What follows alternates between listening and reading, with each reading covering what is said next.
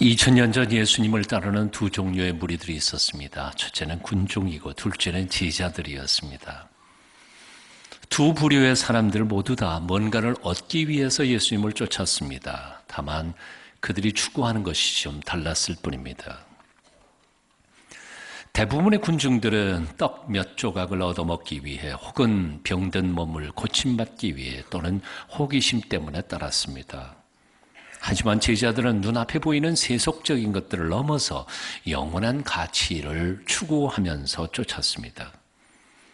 한마디로 말하면 군중들은 세속적, 이기적, 찰나적인 것을 얻기 위해 주님을 쫓았지만 제자들은 그런 세속적, 이기적, 찰나적인 것을 뛰어넘어서 심지어는 자신의 생애와 생명까지 다 투자해서 영원한 가치, 천국, 영생, 평화, 행복을 찾아 나선 사람들이었다는 것입니다. 그래서 군중들은 예수님께서 기적의 떡을 주실 때 그리고 병든 몸을 고쳐주실 때에는 구름대처럼 찾아다녔습니다. 예수님을 찾아왔습니다. 하지만 더 이상 기적의 떡도 치유도 기적을 행하시지도 아니하시고 오히려 영생을 위해 희생을 요구하시는 그 순간 그들은 주저없이 예수님을 떠나고 말았습니다. 물론 제자들도 처음에는 세속적인 것을 얻기 위해 주님을 따랐습니다. 하지만 인생의 주인이시고 살아계신 하나님, 인생들을 살리려고 기꺼이 죽으러 오신 하나님이신 예수 그리스도를 만난 후에는 가르쳐 주신 그 하나님의 나라와 그 나라의 의와 세상의 평화의 꿈을 위하여 찰나적인 것들을 포기하고 자신들을 온전히 내맡겨 헌신하며 주님을 따랐던 것입니다. 그들은 배도 버리고 심지어는 가족도 뒤로 하고 가진 모든 것들을 다 들이다 못해 자기 목숨과 인생 전체를 다 내던져서 하나님 나라를 위해서 살았던 사람들이 바로 제자들이었습니다. 군중들이 주저없이 예수님의 곁을 떠나가 버릴 때 그들은 이렇게 말했습니다. 말씀이 너무 어렵다. 이해하기도 어렵고 그 말씀대로 살기도 너무 어렵다. 군중들이 떠나가 버리고 난 후 주님은 제자들에게 이렇게 말씀하셨습니다. 너희도 가려느냐? 제자들이 대답했습니다. 영생의 말씀이 주님께 있는데 우리가 어디로 가리까? 군중과 제자의 차이점이었습니다. 더 이상 자신에게 이득될 것이 없다고 느끼는 순간 뒤도 돌아보지 않고 떠나는 군중들과는 달리 제자들은 아무리 힘들고 어려워도 자신들의 모든 것을 희생하고 포기하는 마지막 순간까지도 주님에게는 인생의 궁극적 가치, 영생이 있음을 알았기에 믿었기에 그의 곁을 떠나지 않았다는 사실입니다. 그러나 여러분 오해하지 않기를 바랍니다. 군중들은 이기적인 사람들이고 그리고 제자는 이타적인 사람이었다는 사실이 아니란 말입니다. 따지고 보면 둘 다 이기적인 사람들이었습니다. 하지만 군중들은 오직 눈앞에 보이는 세속적, 물질적, 찰나적인 것을 구했지만 제자들은 어차피 없어질 찰나적이고 세속적인 것들을 투자해서라도 영원한 것을 얻고자 하는 지혜가 있었기 때문입니다. 한마디로 군중들은 근시안적으로 남을 불행하게 만들어서라도 나를 행복하게 만들기를 원했던 사람들이라고 한다면 제자들은 좀 더 멀리 내다보고 남들을 행복하게 만드는 것이 오히려 내가 정말 행복해질 수 있다는 비밀을 안 사람들이었습니다. 그래서 군중과 제자의 차이는 이기적이냐 이타적이냐의 차이가 아닙니다. 뭘 바랐느냐 바라지 않았느냐 그거의 차이도 아니었습니다. 사실은 가치관의 차이였습니다. 무엇을 더 중요하게 여겼느냐 하는 것입니다. 떡과 돈과 인기와 권력을 더 중요하게 생각하고 그것을 선택하여 그 길을 걸어간 사람들은 군중이 됩니다. 하지만 그 떡과 돈과 권력을 다 투자해서라도 영생과 평화와 하나님 나라와 사랑과 그리고 천국을 얻고자 하는 사람들은 자신의 행복만이 아니라 모두의 행복, 아름다운 세상을 꿈꾸면서 예수님의 뒤를 쫓아가는 사람들은 바로 제자가 되는 것입니다. 이런 의미에서 오늘날 교회에는 군중은 많지만 제자는 별로 없는 것 같습니다. 전능하신 하나님의 능력을 통해서 이득 좀 보겠다는 사람들은 많지만 하나님을 위하여 그 나라를 위하여 희생하고 봉사하고 섬기려는 사람들은 그렇게 많지 않습니다.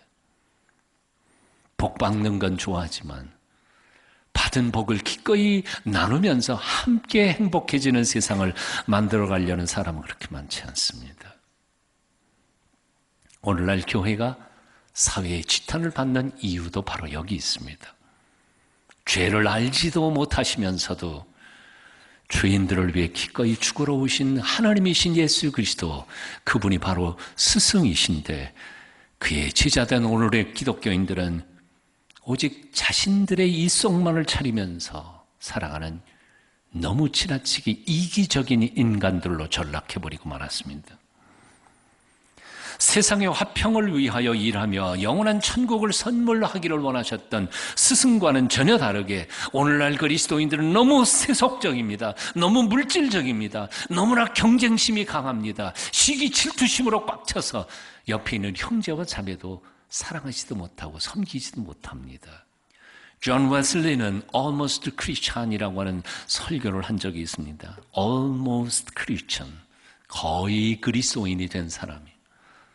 거의 그리스도인이 그리스도인일까요? 아닐까요? 아니에요.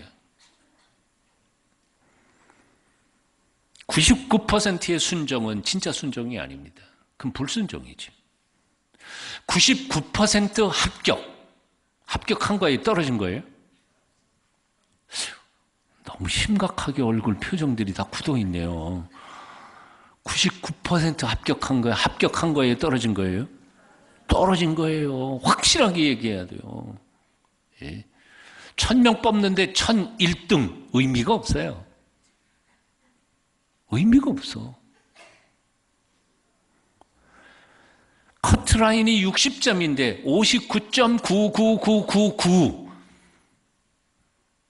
의미 없어요. 60점이라야지.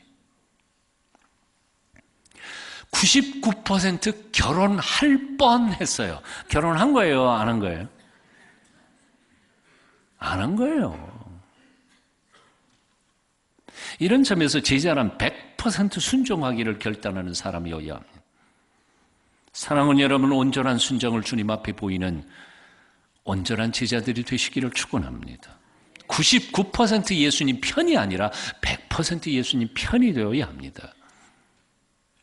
양다리 걸치고 세상과 하나님 사이에서 오락가락하는 것은 어쩌면 그리스도인이 아닐 수도 있어요.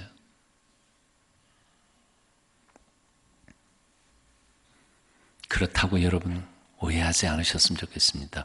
100% 순종의 제자란 말은 흠이 없는 제자라는 뜻은 아닙니다. 세상에 흠 없는 사람 아무도 없어요. 흠 없는 사람 아무도 없어요. 하다못해 예수님의 제자인 베드로도 야고보도 요한도 오늘 본문의 말씀 보니까 배도 버리고 그물도 다 버리고 주님을 쫓았는데 완벽한 제자였습니까? 아니거든요. 수도 없이 실수 많이 하고 수도 없이 넘어지기도 하고 예수님을 3번씩이나 부인하기도 하고, 하지만 분명한 것은 그들은 자신들의 생애와 그 모든 것들을 버리고 쫓았다는 거예요. 여러분 오해하지 않으셨으면 좋겠습니다. 그렇다고 여러분 직업 다 버리고 저 수도원으로 들어가는 말 아니에요. 마음의 자세가 그렇다는 거예요.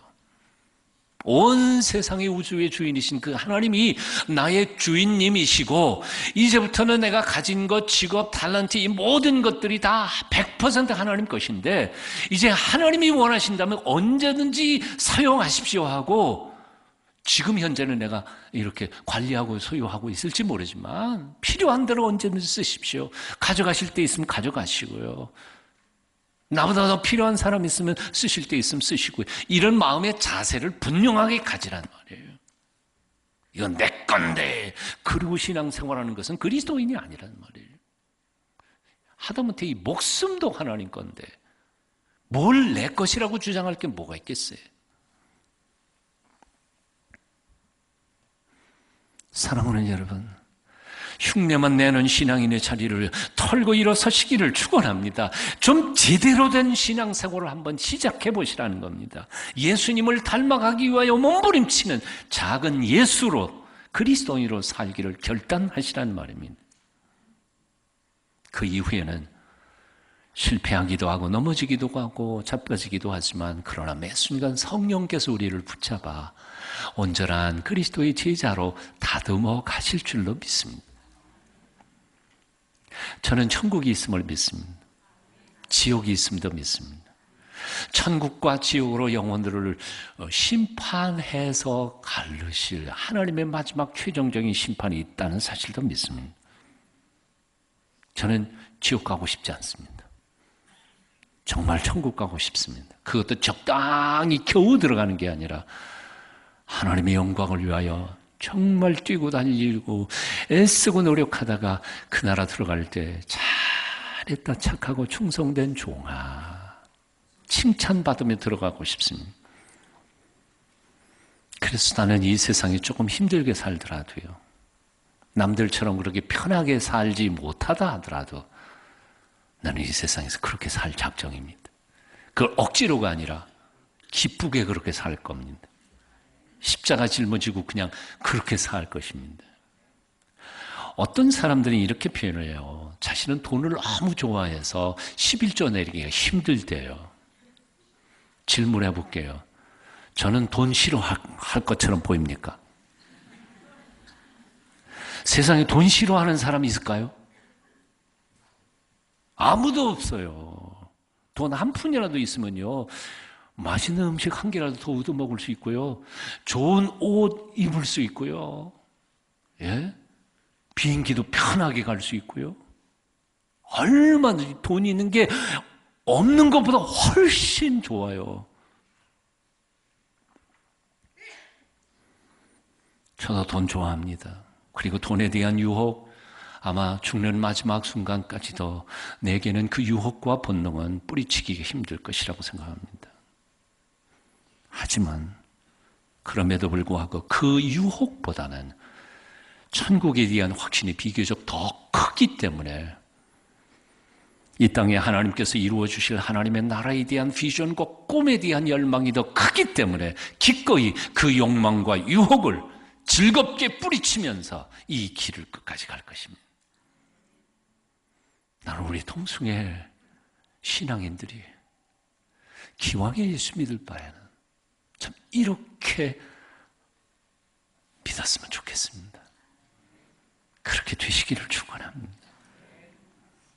오늘 예배 중에 오신 여러분들 중에는 단 한 분도 빠짐없이 그런 온전한 제자들이 되시기를 축원합니다. 제자됨에 대한 오해가 몇 가지가 있습니다. 그 첫 번째는 뭐냐면, 제자는 특별한 사람들이 부름 받는 것이다. 목사님이나 장로님들이나 중직자나 아니면 수도원, 수도사나 이런 사람들은 제자이지만 우리 그냥 보통 신앙생활하는 사람 제자 안 해도 된다라고 생각하는 사람들입니다. 아닙니다. 성경을 보면 예수 그리스도의 부름을 받은 모든 복음 앞에 부름받은 사람들은 다 제자입니다. 제자이어야 합니다. 제자가 되지 않고 적당히 예수 믿고 편안하게 하나님 나라에 들어갈 수 있는 길을 하나님이 따로 마련해 주신 적이 없어요. 주님이 부르는 순간 우리는 다 그냥 제자가 돼야 돼요. 세상에는 두 종류의 제자가 있는 거예요. 그러니까 제자다운 제자가 있고 제자 같지 않은 제자가 있는 거예요. 다 제자여야 해요. 질문 하나 해볼게요. 관심병사라는 말이 요즘에 떴습니다. 관심병사가 군인이에요? 아니에요? 확실하게 대답해 보세요. 관심병사가 군인이에요? 아니에요? 군인 아니에요? 뭐하러 해갖고 고생해요. 관심병사도 군인이에요. 틀림없이. 근데 관심병사로 분류된 사람은요, 예? 고민거리예요. 남에게 고민이 되는 사람이요. 저러다가 수틀리면 총박하고 또 도망가는 거 아닌가. 나라와 민족과 국가를 지키기는커녕 오히려 남을 해하거나 같은 동지를 죽이거나 자기 자신을 죽이거나, 교회 안에도 관심 제자가 있어. 진정한 제자, 관심 제자. 제자는 특별한 사람이 아닙니다. 모두가 제자이어야. 아직까지 제자 훈련 안 받으신 분은 DDS 이번에 다 등록하시고 제자 훈련 시작하실 수 있게 되기를 바랍니다. 두 번째, 제자의 길은 어렵다는 오해입니다. 제자가 되지 않고 세속적으로 살아가는 삶은 쉬울까요? 무슨 얘기인지 잘 못 알아들으신 것 같아서 다시 질문합니다. 제자가 되는, 예수님의 제자가 되어서 제자로 살아가는 삶이 어렵다. 그렇다면 제자 안 되고 그냥 적당히 살아가는 세상적, 세속적 삶은 쉬울까요? 달라스 웨일라드라고 하는 분이요, 얼마 전에 세상 떠나셨습니다만, 그분이 제자의 길이라고 하는 제자 훈련에 대한 책 속에서 이런 얘기를 한 거예요. 예수 믿는 게 힘들다? 예수 안 믿는 게 쉽다? 정말? 정말 그럴까요? 예수 믿고 예수님의 말씀대로 살아가는 게 정말 힘들다면, 그럼 예수님 안 믿고 하나님도 안 믿고 세상에서 세속적으로 그냥 지 하고 싶은 대로 막 살아가는 건 쉬울까요?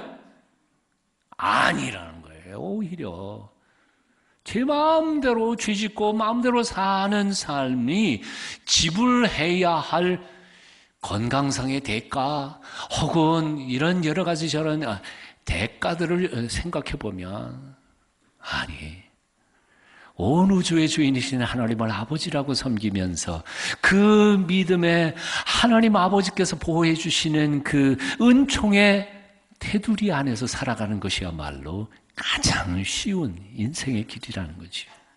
믿으세요? 주님께서 뭐라고 말씀하셨습니까? 수고하고 무거운 짐진 자들아 다 내게로 오라. 내가 너희를 쉬게 하리라. 내 멍에는 쉽고 가벼우니 내 멍에를 메고 내게 와서 배우라. 수고하고 무거운 짐진 자들아 다 내게로 오라. 주님께서 초청하셨습니다. 그래놓고 멍에를 뒤집어 씌우면서 내게 배우라 말씀하세요. 이거 사기같이 느낄 때가 있었어요. 사실은 제가 그 본문 묵상하면서 이게 아닌데, 근데 요즘 생각해 보니까요, 아하, 주님과 함께 멍에를 메고 살아가는 삶이 사실은 안식의 길이고 쉼의 길이에요. 진정한 참된 쉼은 바로 그분 안에 있기 때문에 그렇습니다. 십자가의 길, 안식의 길이 따로 있는 게 아니에요. 제자의 길, 쉼의 길이 따로 있는 게 아니에요. 사실은 주님의 제자로서 그 뒤를 쫓아가면서 함께 어깨를 메고 가는 것이 사실은 진정한 참된 안식의 길입니다. 마지막 세 번째, 제자의 길은 너무 이타적인 것이어서 나는 그저 손해만 보고 결국은 나는 아무것도 안 남을 것 같다. 이게 제자에 대한 세 번째 오해입니다. 이미 앞에서 말씀드렸습니다. 군중과 제자의 차이가 뭐예요? 이기적이냐 일타적이냐 차이 아니에요. 너나 할 것 없이 우리는 다 이기적인 존재예요. 정말 가치를, 정말 중요한 가치를 어디에다 판단하느냐에 따라서 제자가 되고 군중이 되는 것이지. 이기적이라고 하는 게 반드시 나쁜 건 아니에요. 사실 그렇지 않아요? 온 세상보다 더 값지고 소중한 게 뭐예요? 난데. 주님께서도 말씀하셨잖아요. 나를 잃고 세상을 얻으면 무슨 의미가 있겠어요? 그러니까 어떻게 보면 제자들이야말로 굉장히 이기적인 사람들이에요. 예? 너무너무 자기를 사랑하기 때문에 시시하고 세속적이고 찰나적인 거에 나를 투자할 수가 없어요. 소중한 것, 참으로 가치 있는 것에 내 몸을 투자하는 사람들. 그래서 제자는 지혜로운 사람들입니다. 제자는 특별한 사람만이 아닙니다. 우리 모두가 되어야 합니다. 제자의 길은 세속적으로 사는 삶보다 훨씬 쉽고 참된 안식을 경험할 수 있는 복된 길입니다. 제자의 길은 죽는 것 같지만 다시 사는 길이요, 희생하는 것 같지만 실상은 내가 자유롭게 오히려 풍성하게 사는 길입니다. 그러므로 사랑하는 여러분, 주님의 부르심 앞에 주저하지 않기를 축원합니다. 거룩하게 결단하십시오. 2000년 전 갈릴리 해변가에서 처음 제자들을 불러내셨던 것처럼 오늘 이 시간에도 주님께서는 우리에게 초청의 말씀을 전하고 계십니다. 나를 따라오너라. 내가 너로 사람 낚는 어부가 되게 하겠다. 오늘은 2015년 사순절 첫째 주일입니다. 앞으로 6주간 동안 부활주일까지 40여일간 주님께서 걸어가신 그 길을 묵상하며 우리 또한 그 길을 걸어가는 훈련을 하는 영성훈련의 기간 동안입니다. 올해는 우리가 사순절 새벽기도를 하지 않습니다. 다만 부활주일 앞서서 한 3주간 동안 세일의 새벽기도에만 합니다. 하지만 여러분 시간을 한번 쪼개보십시오. 그리고 여러분 집에 가장 가까운 교회라도 가셔서 올 수 있으면 본교에 오시고요. 새벽을 깨우며 나의 영성을 다듬는 그리고 자신을 성찰하는 좋은 기회로 이 사순절을 보내실 수 있게 되기를 축원합니다. 미국의 유명한 음악 교수여 피아니스트였던 한 분이 나이가 들어서 이제 은퇴를 하고 일선에서 물러섰습니다. 한 젊은이가 그분을 찾아가서 피아노 배우기를 간청을 했습니다. 젊은이가 가만히 보니까 재질도 있고 열심도 있기에 이분은 자신의 마지막 제자로 삼기로 작정하고 그를 위하여 심혈을 기울입니다. 여러 해 동안 땀 흘려 훈련시키고 가르친 결과 훌륭한 피아니스트가 돼서 카네기 홀에서 연주하게 되었습니다. 사람들이 입추의 여지없이 모였고 곡이 한 곡 한 곡 연주될 때마다 환호와 함께 열광적인 박수와 그리고 많은 꽃다발들이 그 무대 위에 던져졌습니다. 그런데 이 젊은 피아니스트는 열광하는 그 청중도 그리고 자기 발 앞에 던져지는 꽃다발도 보지 않았습니다. 오직 그는 위를 쳐다보며 2층의 한 구석을 올려다보고 있었습니다. 거기에는 백발이 성성한 노 교수, 그의 스승이 있었습니다. 음악회가 끝나고 난 후에 노 교수는 그 제자에게 이렇게 당부합니다. 그래, 잘했다. 수많은 사람들이 뜨거운 박수를 보내고 있었지. 자네 연주를 칭찬하는 꽃다발에 수북이 쌓여 있었지. 그러나 절대로 한눈을 팔지 말게. 발 밑에 꽃다발이 삿더미처럼 쌓여도 위만 바라보게. 만일 자네가 어느 날 그 꽃다발의 숫자를 헤아리기 시작하는 순간쯤이면 그때부터 자네는 내리막길을 걷게 된다는 사실을 잊지 말게. 세상에 수많은 것들이 우리를 손짓합니다. 수많은 사람들이 우리를 칭찬하고 박수를 칩니다. 하지만 우리는 언제나 위만 바라보아야 합니다. 거기 예수 그리스도께서 우리 인생을 격려하시면서 축복하시면서 내려다보고 계십니다.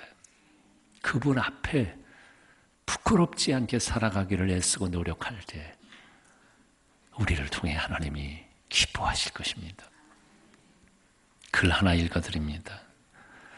값싼 은혜를 생각하는 사람은 하나님을 쉽게 용서하고 쉽게 천당에 보내주는 할인 매장의 주인쯤으로 생각한다. 그러나 예수께서는 나를 따라오려거든 네 소유를 포기하라는 비싼 대가를 요구하셨다.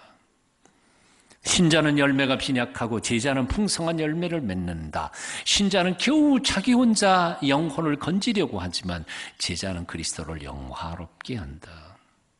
신자는 싼값을 지불하며 살고 제자는 비싼 값을 치르며 산다. 신자는 빈 어깨로 천국에 가려고 하지만 제자는 남의 십자가를 함께 지고 천국으로 향한다. 신자는 혼자 기뻐하고 혼자 만족한다. 하지만 제자는 눈물과 기쁨을 이웃과 함께 나눈다.